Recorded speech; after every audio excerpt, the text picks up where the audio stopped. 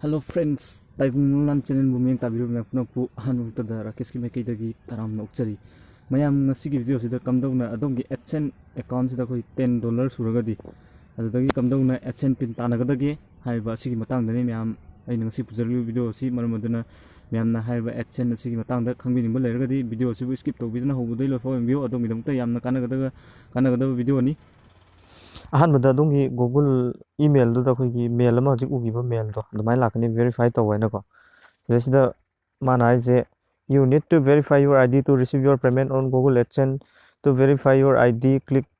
ꯏꯟ setting ꯍꯥꯏꯅ ꯍꯥꯏꯔꯦꯕꯀꯣ ꯁꯤꯗꯩꯁꯤꯗ ꯄꯥꯁꯄꯣꯔꯠ ꯑꯗꯩ ꯗ꯭ꯔꯥꯏꯚꯤꯡ ꯂꯥꯏꯁꯦꯟꯁ ꯑꯗꯩ ꯅꯦꯁꯅꯦꯜ ꯀꯥꯔꯗ ꯑꯥꯏ ꯗꯤꯅꯆꯤꯡꯕ ꯑꯗꯩ ꯑꯙꯥꯔ ꯀꯥꯔꯗꯁꯨ ꯌꯥꯏꯀꯣ ꯑꯩ ꯑꯙꯥꯔ ꯀꯥꯔꯗ ꯇꯧꯔꯦ ꯑꯗꯨꯒ ꯀꯥꯔꯗꯇꯣ ꯑꯩꯈꯣꯏꯅ ꯑꯞꯂꯣꯗ ꯇꯧꯕ ꯀꯥꯟꯗ ꯕ꯭ꯂꯔꯒꯨꯝꯕ ꯑꯗꯒꯤ ꯌꯥꯝꯅ ꯀꯩꯅꯣ ꯇꯧꯕ ꯗꯥꯛ ꯃꯝꯕꯒꯨꯝꯕ ꯇꯧꯔꯗꯤ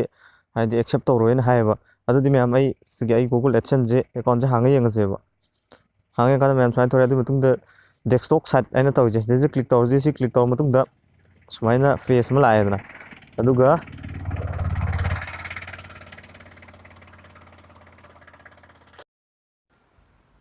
ꯃꯌꯥꯝ ꯑꯗꯨꯗꯤ ꯖꯨꯝ ꯈꯔ ꯇꯧꯔ ꯌꯦꯡꯉꯁꯦꯕ ꯌꯨꯝ ꯇꯧꯔꯀꯥꯟꯗ ꯁꯨꯃꯥꯏꯅ ꯅꯣꯇꯤꯐꯤꯀꯦꯁꯟ ꯑꯃ ꯂꯥꯛꯑꯦꯕꯀꯣ your payment are currently on hall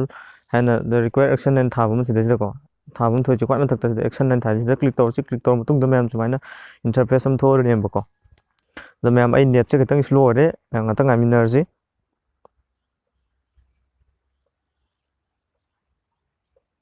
ꯃꯌꯥꯝ ꯁꯨꯃꯥꯏꯅ ꯊꯣꯛꯂꯛꯑꯕ ꯃꯇꯨꯡꯗ ꯚꯦꯔꯤꯐꯥꯏ ꯅꯥꯎ ꯍꯥꯏꯅ ꯁꯤꯗ ꯁꯥꯏꯠꯇ ꯊꯥꯕ ꯎꯔꯤꯁꯦ ꯁꯤꯗ ꯑꯩꯈꯣꯏ ꯔꯦꯠꯅ ꯀꯩꯅꯣꯆꯤꯡꯕ ꯑꯃ ꯅꯥꯀꯟꯗ ꯋꯥꯏꯠ ꯑꯃ ꯂꯩꯖꯦ ꯁꯤꯗ ꯀ꯭ꯂꯤꯛ ꯇꯧꯕꯤꯒꯗꯕꯅꯤ ꯁꯤꯗ ꯀ꯭ꯂꯤꯛ ꯇꯧꯔ ꯃꯇꯨꯡꯗ ꯁꯨꯃꯥꯏꯅ ꯂꯣꯗ ꯂꯧꯔꯅꯤꯀꯣ ꯂꯣꯗ ꯂꯧꯔ ꯃꯇꯨꯡꯗ ꯃꯌꯥꯝ ꯁꯤꯗꯩꯁꯤꯗꯒꯤ ꯑꯗꯣꯝꯒꯤ ꯑꯥꯏ ꯗꯤ ꯑꯗꯒꯤ ꯐꯣꯇꯣ ꯚꯦꯔꯤꯐꯥꯏ ꯇꯧ ꯍꯥꯏꯅ ꯍꯥꯏꯔꯛꯑꯅꯦꯕ ꯁꯤ ꯚꯦꯔꯤꯐꯥꯏ ꯇꯧꯅꯕꯒꯤꯗꯃꯛꯇ ꯁꯤꯗ ꯄꯦꯟꯁꯤꯜ ꯃꯥꯟꯕ ꯃꯊꯛꯇ ꯂꯩꯖꯦ ꯁꯤꯗꯩꯁꯤꯗ ꯑꯗꯣꯝꯒꯤ ꯃꯤꯡ ꯑꯗꯩ ꯂꯩꯐꯝ ꯑꯗꯩ ꯑꯦꯗ꯭ꯔꯦꯁ ꯄꯤꯟ ꯀꯣꯗ ꯄꯥꯁꯀꯣꯗꯅꯆꯤꯡꯕ ꯂꯣꯏ ꯍꯥꯞꯄꯤꯔꯣ ꯃꯇꯨꯡꯗ ꯃꯈꯥꯗ ꯐꯣꯇꯣ ꯑꯞꯂꯣꯗ ꯇꯧꯅꯕꯒꯤꯗꯃꯛꯇ ꯍꯥꯏꯔꯤꯁꯦ Aadhaar card are not accept ꯊꯥꯕ ꯑꯃ ꯃꯈꯥꯗ ꯎꯈꯤꯗꯅꯀꯣ ꯑꯗꯩꯗꯨꯗ ꯑꯗꯣꯝꯒꯤ ꯐꯣꯇꯣꯗꯣ ꯑꯩꯈꯣꯏꯒꯤ ꯑꯩꯒꯤ ꯑꯙꯥꯔ ꯀꯥꯔꯗ ꯇꯧꯔꯒꯗꯤ ꯍꯥꯞꯈ꯭ꯔꯦꯕꯀꯣ ꯑꯗꯣ ꯄꯦꯟ ꯀꯥꯔꯗꯀꯨꯝꯕ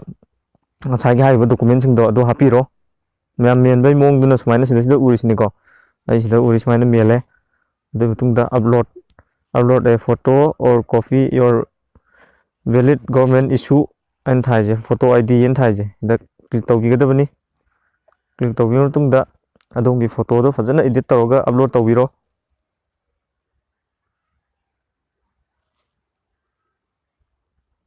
ꯑꯞꯂꯣꯗ ꯇꯧꯔ ꯃꯇꯨꯡꯗ ꯁꯕꯃꯤꯠ ꯍꯥꯏꯅ ꯊꯥꯔꯤꯕꯗꯣ ꯑꯗ ꯅꯝꯕꯤꯒꯗꯕꯅꯤꯀꯣ ꯁꯤꯗ ꯁꯕꯃꯤꯠ ꯍꯥꯏꯅ ꯊꯣꯔꯛꯏꯁꯦꯀꯣ ꯁꯕꯃꯤꯠ ꯍꯥꯏꯅ ꯊꯥꯏꯁꯦ ꯁꯤꯗ ꯅꯝꯕꯤꯔꯣ ꯅꯝꯂꯕ ꯃꯇꯨꯡꯗ ꯁꯨꯃꯥꯏꯅ ꯏꯟꯇꯔꯐꯦꯁ ꯑꯃꯃꯨꯛ ꯊꯣꯔꯛꯑꯅꯤ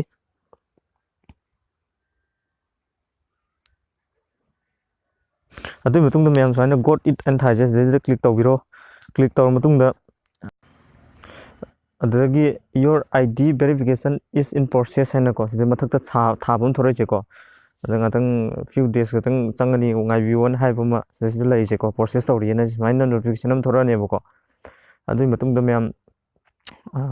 ꯃꯥꯒꯤ ꯑꯩꯒꯤꯁꯤꯒꯤ ꯑꯩꯈꯣꯏꯒꯤ ꯑꯦꯗꯁꯦꯟꯁꯦ ꯌꯥꯏ ꯅꯠꯇ꯭ꯔꯒ ꯌꯥꯗꯦ ꯍꯥꯏꯕꯗꯨ ꯑꯩꯒꯤ ꯃꯦꯜ ꯑꯃ ꯂꯥꯛꯀꯗꯕꯅꯦꯕ ꯃꯦꯜ ꯑꯃ ꯂꯥꯛꯄꯗꯣ ꯃꯌꯥꯝ ꯄꯨꯟꯅ ꯉꯥꯏꯃꯤꯟꯅꯔꯁꯤ ꯑꯗꯨꯗꯤ ꯃꯌꯥꯝ ꯃꯦꯜꯗꯣ ꯑꯩ ꯉꯁꯤ ꯅꯨꯡꯊꯤꯟꯁꯤꯃꯗꯤ ꯂꯥꯛꯇ꯭ꯔꯦ ꯑꯗꯩ ꯅꯨꯃꯤꯗꯥꯡꯗ ꯂꯥꯛ ꯂꯩꯔꯝꯃꯦꯕ ꯑꯗꯩ ꯃꯦꯜꯗꯨꯗ ꯀꯃꯥꯏꯅ ꯂꯥꯛꯀꯦ ꯍꯥꯏꯕꯗꯨ ꯃꯌꯥꯝ ꯄꯨꯟꯅ ꯌꯦꯡꯃꯤꯟꯅꯔꯁꯤꯀꯣ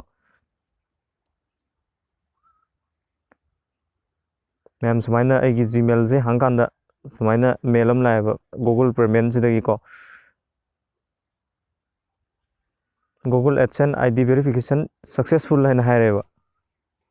ꯃꯌꯥꯝꯁꯤ ꯊꯥꯔ ꯊꯣꯔꯛꯏꯁꯦꯀꯣ ꯁꯨꯃꯥꯏꯅ ꯂꯥꯛꯑꯦ ꯑꯗꯨ ꯃꯌꯥꯝ ꯄꯤꯟꯁꯦ ꯂꯥꯛꯄꯗ ꯅꯨꯃꯤꯠ ꯀꯌꯥꯅꯤ ꯆꯪꯕꯒꯦ ꯍꯥꯏꯕꯗꯣ ꯄꯨꯟꯅ ꯉꯥꯏꯃꯤꯟꯅꯔꯁꯤ ꯑꯗꯨꯒ ꯑꯗꯨ ꯂꯥꯛꯑꯀꯥꯟꯗ ꯀꯃꯥꯏꯅ ꯄꯤꯜꯁꯦ ꯍꯥꯞꯀꯗꯒꯦ ꯍꯥꯏꯕꯗꯣ ꯑꯩ ꯃꯊꯪꯒꯤ ꯚꯤꯗꯤꯑꯣꯗ ꯑꯃꯨꯛ ꯎꯠꯆꯔꯒꯦ ꯃꯌꯥꯝ ꯉꯁꯤꯒꯤ ꯚꯤꯗꯤꯑꯣ ꯑꯁꯤ ꯀꯝꯗꯧꯕꯤꯕꯒꯦ ꯍꯥꯏꯕꯗꯨ ꯀꯃꯦꯟ ꯁꯣꯏꯗꯅ ꯇꯧꯕꯤꯔꯛꯎ ꯑꯃꯁꯨꯡ ꯚꯤꯗꯤꯑꯣ ꯑꯁꯤꯕꯨ ꯃꯌꯥꯝꯗ ꯈꯤꯇꯪ ꯐꯥꯎ ꯀꯥꯟꯅꯔꯒꯗꯤ ꯆꯦꯅꯦꯜ ꯑꯁꯤꯕꯨ ꯁꯕꯁꯀ꯭ꯔꯥꯏꯕ ꯑꯃꯁꯨꯡ ꯚꯤꯗꯤꯑꯣ ꯑꯁꯤꯕꯨ ꯂꯥꯏꯛ ꯇꯧꯕꯤꯌꯨ ꯑꯃꯁꯨꯡ ꯃꯌꯥꯝꯗ ꯁꯦꯌꯔ ꯇꯧꯕ ꯀꯥꯎꯕꯤꯒꯅꯨ ꯑꯗꯨꯗꯤ ꯃꯌꯥꯝ ꯃꯊꯪꯒꯤ ꯚꯤꯗꯤꯑꯣꯗ ꯃꯤꯠꯌꯦꯡ ꯇꯥꯃꯤꯟꯅꯔꯁꯤ thank you for watching bye by